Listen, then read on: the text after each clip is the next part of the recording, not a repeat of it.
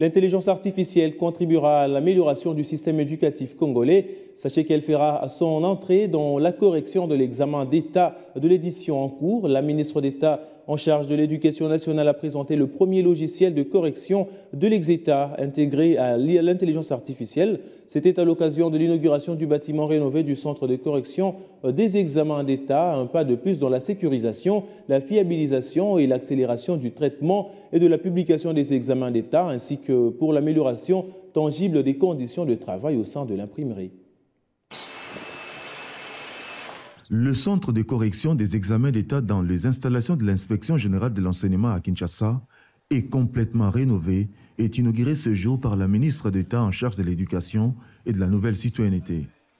Le matériel vétuste laisse la place à l'équipement moderne, dont les ordinateurs dotés des logiciels de l'intelligence artificielle qui joueront un rôle clé dans le processus de correction et publication de l'examen d'État. Le système que nous utilisons depuis 2007, c'est un système qui nous a aidés, qui a fait son temps.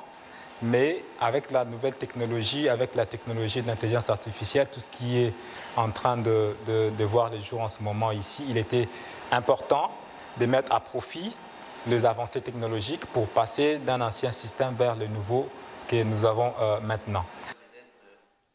Snot Manager, doté de l'IA, est une solution numérique innovante développée par le ministère en charge de l'Éducation nationale dans le but de simplifier, accélérer, fiabiliser le processus de correction automatique de l'examen d'État.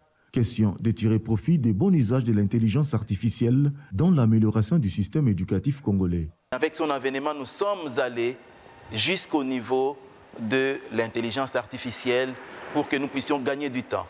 Toute une équipe d'informaticiens a été formée.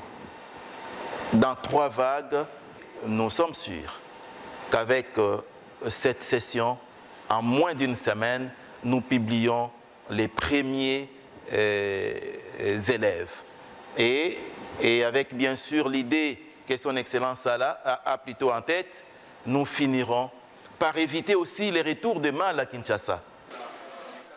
Pour l'administration de l'éducation nationale, la réhabilitation de cette infrastructure et son équipement aux normes répondent aux défis de l'heure et va sans doute améliorer les conditions de travail et de traitement des cahiers des items et de la crédibilité du processus en réduisant les risques d'erreur liés aux facteurs humains.